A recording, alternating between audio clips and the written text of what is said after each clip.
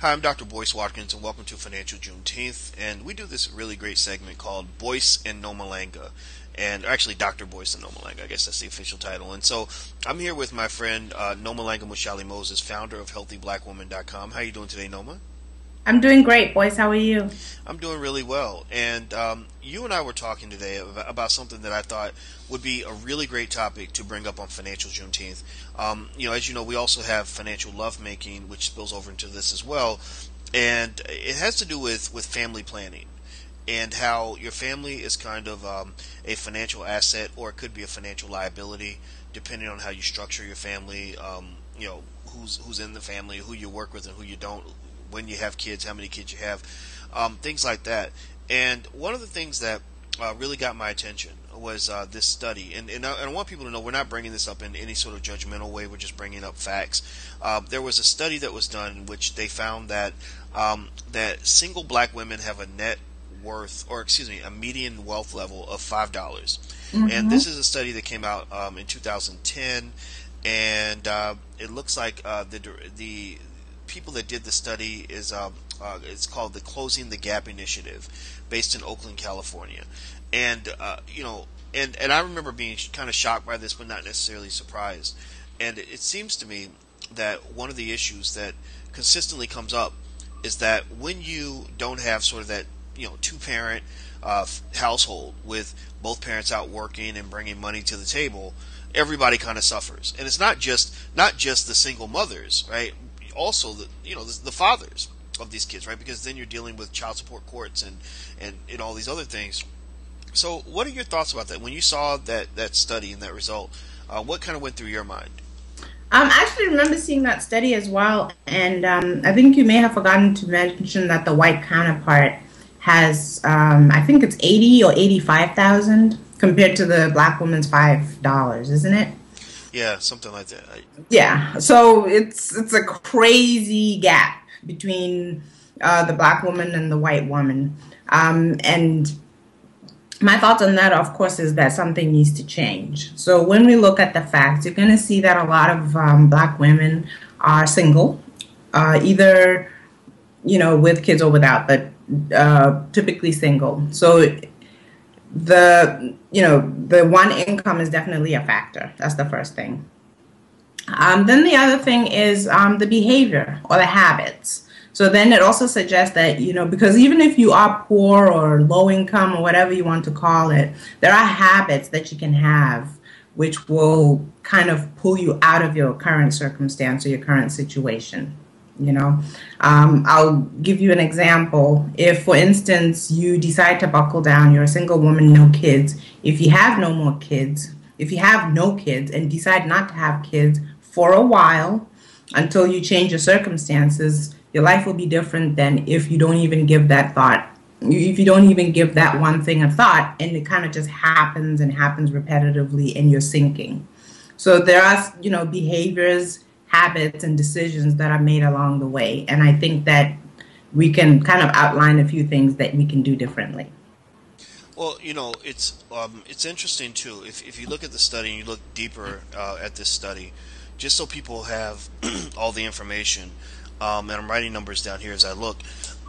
Single white women, it appears, in prime working years between 36 and 49, have a median wealth level of 42,600. So you're talking about a huge gap there. Now, if you want to look at the difference that marriage makes, remember, single black women have a median net worth of $5. Married black women have a median net worth of $31,500. So you are talking about a big gap there, based on marital status. And then for white women, though, there's a gap as well. As I mentioned, single white women have a median net worth of $42,600. Married white women have a median net worth of $167,500. So what it kind of says is that you have a racial gap, clearly, but you also have a gap in marital status. And then also, I think added and compounded into that has to be, the fact that overall there's this huge wealth gap between whites and blacks that exists as a function of 400 years of not being able to accumulate wealth in the black community, right? So Right. so what I'm really visualizing here is, a single black mom who maybe came from a family where there was no inheritance because her grandparents, great grandparents, great great grandparents weren't allowed to accumulate much wealth, and then she gets to childbearing age. She has a baby, and let's say that the father doesn't get involved financially to support the child. She's literally starting with nothing, right? Especially if there isn't, I mean, at most she might have an education. But in many cases, if the woman doesn't have an education, I mean, what does she have on any level to do anything other than survive from a day-to-day basis? Am I right? Right. What are You're we seeing here? absolutely right. And even just starting out with an education is already a step ahead because if, so, for instance, you have your kid before you turn 18, and then you think you're going to go to college, who's watching that kid while you go to college? Sometimes that's all it takes, for a woman not to further her education. It's how are you going to pay for that education? And even if you find a way to pay for it, who's going to watch your kid as you try to work and go to school? So one of the things that I think you remember, I used to have a course where I mentored young women between the ages of 18 to 25. And that's a big factor. When you have your kid is a big factor, and it does sometimes change the trajectory of your life in a way that if you had thought about it more, you may have made a different decision. So that's the first thing. Then the second thing is, I hear a lot of women say that they don't desire marriage or they don't want it or whatever it is. I mean, that's fine. Everybody has the right to their decision, but just understand that with that decision, just as with single parenthood, comes yet another setback, if you will, where if you're compared to another woman from another race, you're setting yourself back. Instead of two incomes, you have one. And then if you have the kid, instead of trying to move forward, you have to kind of, to some degree, move backwards in a way because you have to take care of this kid. And, I will emphasize, obviously, that the kid should be viewed as more than just a setback. But I'm stating facts here more than anything else. And then the other thing is, I have to talk about this, it's our habits. There are people who have, $100,000 incomes, which is six figures, and they're living paycheck to paycheck. So it's because of their habits. They're not spending wisely, or they're not saving, they're not investing, they're not thinking about it, they're just going on and on and on and on. So there's a few key things here. It's about your spending habits, or whether you're saving and investing, and planning for your future. And the key thing here, again, is planning for your future, whether it's whether you choose a spouse, you choose to have kids or not have kids, and then what you do with your money. So it's a number of things. Yeah, I agree with you. I think it certainly is. There are a multitude of factors that do come into play because, I know single moms who have built wealth, right? And what's unfortunate, though, is that most of the examples I think of, starting with my grandmother, who I talk about all the time, she's actually the subject of this film we're shooting right now. She built a decent amount of wealth for her income level because she had specific habits, very disciplined habits when it came to money. So I don't think it says that being single or being a single parent can stop you from building wealth. It just maybe creates a higher barrier for you, right? And the interesting thing about having kids is that, historically there was a time where kids were a necessity because you had a farm or something, and as soon as the kid gets 5 years old, they're out there, pulling the corn and the cotton or whatever. And if you structure it properly, your kids can become assets to the family, to each other. I know a great example, Mary Stoddard, and she's actually the subject of one project that we did on education. Dr. Mary Stoddard told me that she's doing really well. Her husband's a cardiologist, and they make plenty of money, and all of her kids are these straight A students, so you see this amazing upper class family, and you're thinking, oh, the red carpet must have been rolled out for you. She's even an AKA, and I thought all the AKAs were rich, but but here's the funny thing. Mary said no. She said my father was a sharecropper, and my mother, we ran a farm, and we were struggling. We were poor, and she said my parents had 11 kids, and the rule that we had was everybody was going to college, and every child had to support the child behind them. Everybody was expected when you got that first big job, you're going to send a percentage of your check home to get the other kids behind you through college. So as a result, all 11 of those kids graduated from college, even though neither one of their parents, I don't think, even went to high school. So values, we know, are supreme in dealing with any obstacle, in overcoming racism. We know that the right approach, the right kind of energy can help you overcome almost anything. It doesn't mean racism isn't real. It doesn't mean we shouldn't fight oppression. That's what I do every day. But it also means that there is a type of oppression that exists inside of you that you have to conquer, and that might come from making intelligent decisions, disciplined decisions, doing the best with what you've got, but also even being proactive in avoiding situations that are going to cause you to constantly have to play catch up, right? So, again, without being judgmental, when you have your kids matters. Who you have, how many kids you have matters. Who you have your kids with matters. The situation within which you have your children matters. And I'm not just talking about women.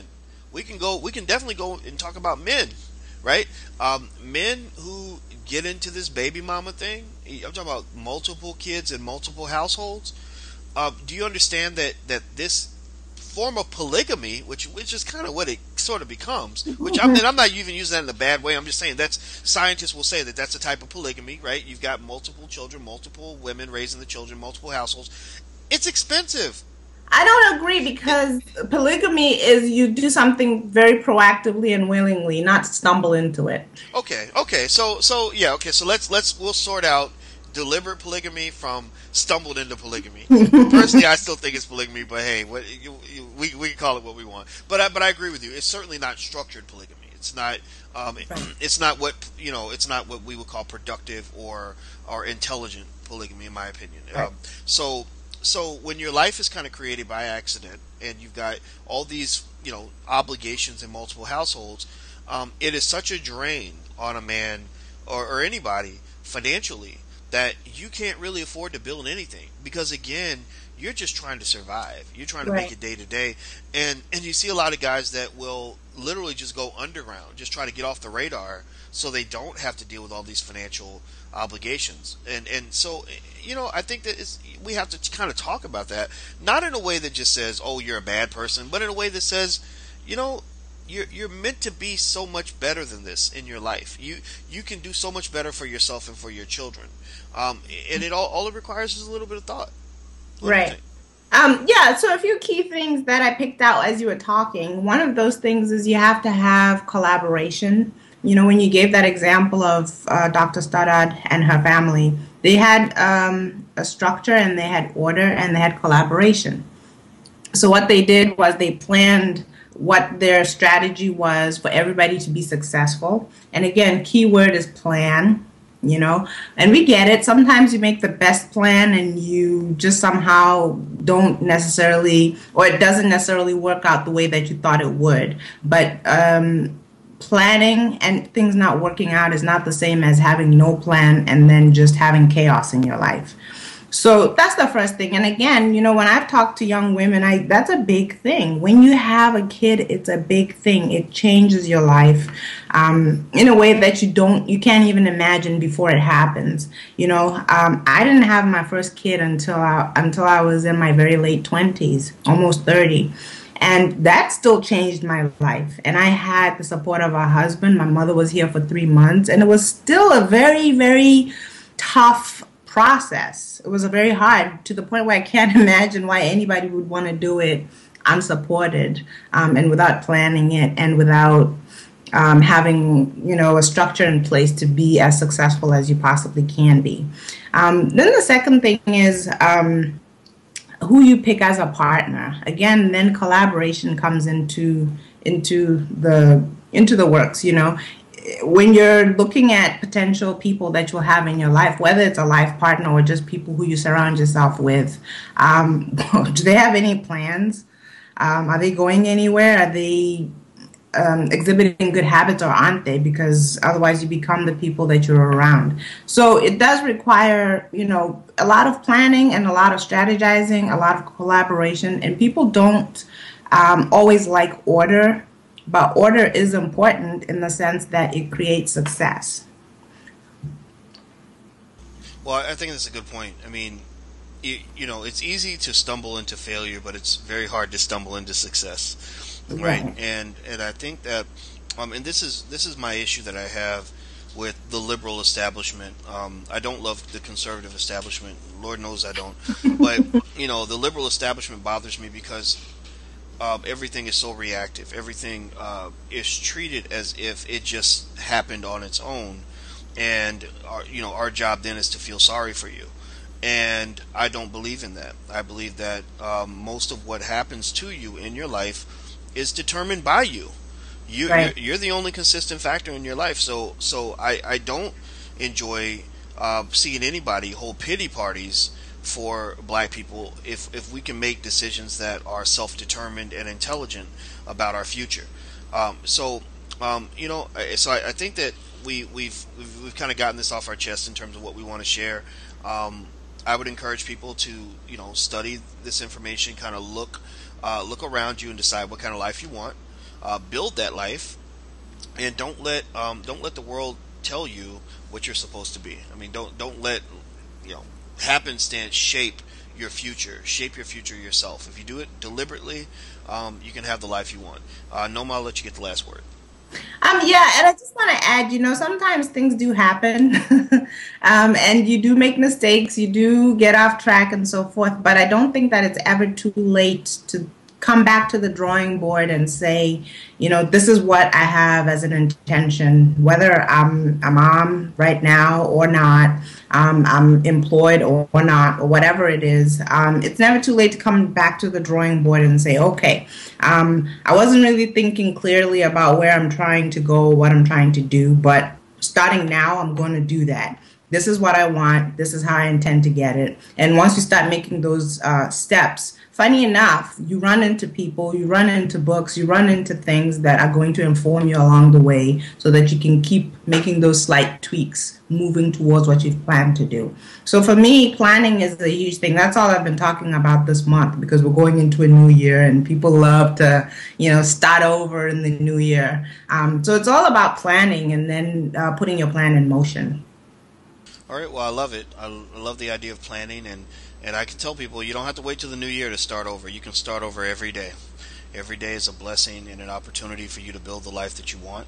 And I can tell you that if that's what you want and you're determined, you can get it. Always believe in yourself. So thank you very much, Noma. I really appreciate your time. Thank you. All right, and everybody, this is Noma Langa Mushali Moses, founder of HealthyBlackWoman.com.